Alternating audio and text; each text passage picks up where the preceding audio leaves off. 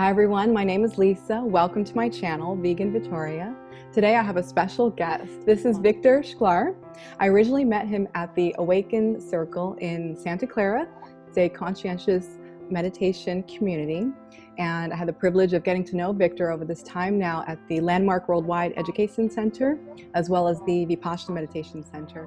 I have the privilege of interviewing Viktor today because he has a radical story to share with us about his experience with changing his diet to vegan. He has been eating plant-based for over 4 years, and I'm really in awe of his dedication and who he is for the community. He is also a filmmaker and does amazing work, so I have his new channel linked in the description, Being Peaceful. So please do check it out, and we'll talk more about it at the end.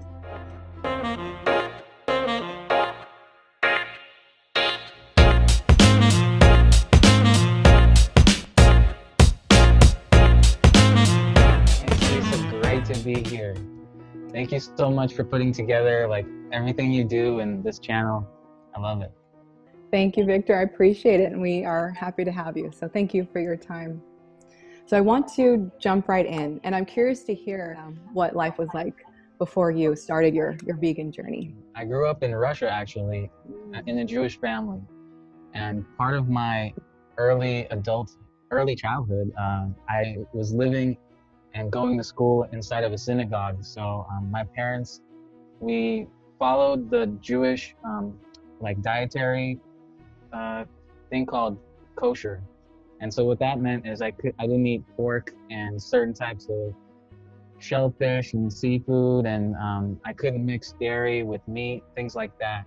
So when we immigrated to America, I was already kind of in this habit of being very picky about what I eat. And so fast forward through college, I was eating fast food and all that. And at one day I just got tired of it.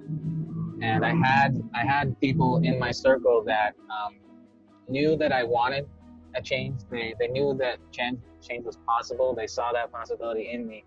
So as actually a friend, Cristobal, they came over to my house and they showed me how to cook vegan food. They even played a movie, Forks Over Knives, for me. And that definitely had an impact. I don't think I could say I went vegan right away. I went pescatarian at first, and I instantly noticed a big change after dropping the fast food and becoming pescatarian. I just woke up more rested. I wasn't digesting those heavy fast food burgers overnight, So when I woke up, I felt like I had slept an hour longer. Wow. I really loved that. And I stayed on the path. And there was one incident I remember where for some reason I decided I was going to cook crabs at home. And so I went to the Asian market and I bought 2 live crabs and I brought them home. I went on YouTube and I was like, hey, how do you cook a crab? And the instructions were to just take the crab and peel its shell off. And so I did. I did. And after that, I couldn't eat another animal. So that, and also Fukushima was happening at that same time. So I just decided to stop eating meat completely and I became vegetarian. And that lasted for about 4 to 5 years. Another situation where some friends came over that were vegan, and just talking to them and realizing that there's no reason why I can't go vegan. All the stories in my head about how I can't not eat ice cream, or how I don't want to be the guy reading every label. I set that all aside and I went vegan. Oh, that's incredible. These benefits that were taking place right away.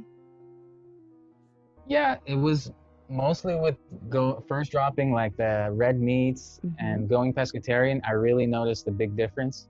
Wow. Then slowly inching my way towards veganism. I can't really say that there was a huge difference, but I know once I dropped dairy and went full vegan, I definitely felt like I didn't have any more off days.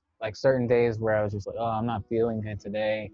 Something's going on with my stomach, or something is weighing me down, pulling me down, draining my energy, that went away. But it wasn't until I started eating raw that I really noticed another huge difference where my energy level is like high throughout the day, and it's high when I wake up and it's high when I go to sleep. So right now I'm about like a 90, 80% raw type of person. I don't like absolutism, so I kind of like let myself have some French fries every once in a while. But I'm really loving this eating really fresh, alive, things, putting those things in my body, knowing that like my body is made of all the things that I eat. So I want them to be as fresh and alive as they can be. Excellent. It makes so much sense because then it's also sustainable if you're allowing yourself to eat cooked foods or even like, some fried foods once in a while. It sounds like it is something one could sustain throughout their life. So I think that's great advice for people who are watching, who are curious and interested and don't know how to get started. So Victor, what other advice can you give to people who are looking to change to a plant-based diet? Well, one thing I would say is like, as we get older, I'm sure everybody knows this, but like we grow to have certain brain patterns, and the sooner you change those brain patterns, the easier it's going to be in the long run. So for anyone who's thinking about improving their health and being less dependent on Western medicine, I say like it's as good a time as any to start now, even if all you can do is one day a week. Have a day like Taco Tuesday, make it Veggie Taco Tuesday, whatever you can do. Start down that path. And some people are good at doing things like overnight, cold turkey, dropping meat, and other people might want to do little by little. I think both ways are great.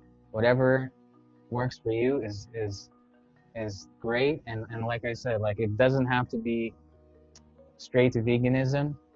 If you can just improve your diet in whatever way. So what else in your vegan journey, what can you share with us of how it's been going for you and how you deal with the challenges? Some of the challenges lately have been with my raw diet, mostly raw diet, is that I'm finding it sometimes I'm not getting all the nutrition that I need.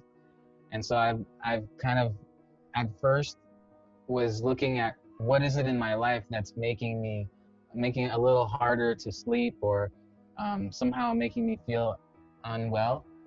But now I'm really seeing, okay, it's really the nutrition. And what I'm finding is that I'm not getting enough healthy fats.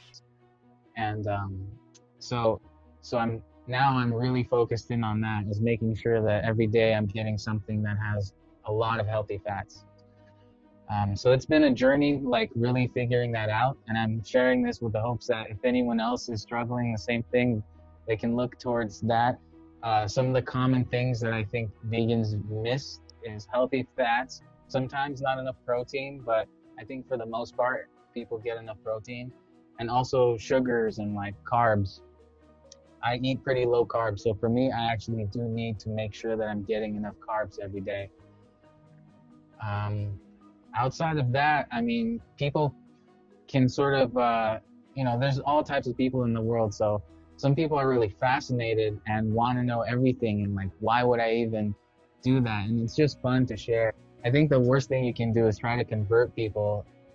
And the best thing you can do is just tell them what you're up to and why you're doing it, and maybe they'll see themselves in you. When I first started my vegan journey, I was amongst a lot of vegan groups. And to be honest, I didn't like it. I personally don't see, at least with the groups that I was associated with at the time, I didn't see myself as like a vegan the way that they saw it. And it's taken me time to accept that I just have my own expression of veganism. That to me, animals are super important in every way, but perhaps, I would rather spend my time working on social issues for human beings, and that's okay. And I'm still fully committed to veganism. And I still believe that, like, for myself as an activist, if I'm going to go out and tell people, like, to not let our society dictate how they think, that I should also walk the walk and being vegan is part of that for me. And that's such an influential way to be, where we're not looking to pressure or force anything on anyone. It takes a really strong type of person too, because you're not in the make wrong of others and you're allowing them to just be. And so they really see you as an inspiration. Throughout my life, I've been depressed and Hmm. I've been every which way. I felt like I couldn't do it. I felt like whatever it was that I wanted wasn't gonna work out. It wasn't for me. You know, overwhelmed with anxiety and living in my own trauma. But it's just being committed to knowing that like you're meant to do something and staying on that path, you know, remind yourself that whatever dark cloud you're in, it will pass.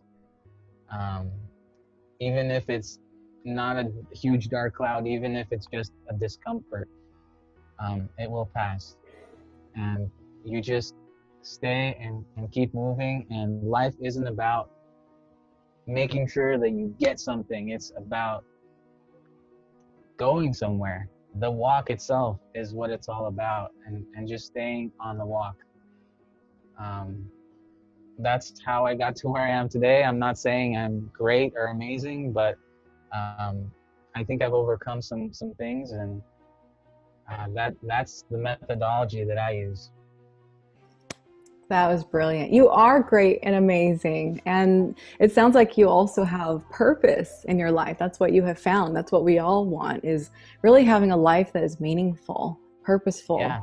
So I really see you as that light. What advice would you give to someone who's switching their diet to vegetarian or vegan, how to handle commentary from our society, our family, friends? It really helps. It helps to understand that what's best for you may not be what other people can see yet. And so if you know that what you want is the betterment of animals, you know what you need to do. And everyone won't be able to see the same thing that you see, but as long as you see it, pursue it. People may join or they may not, but you've got to do what's right for you. And I know it can be difficult, especially some of us, we grow up in an environment where we're not very individualistic. It's like we live as a group.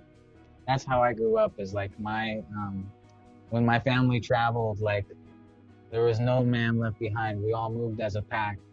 And so like if one person wanted to do something else, it wasn't so open for them to do that.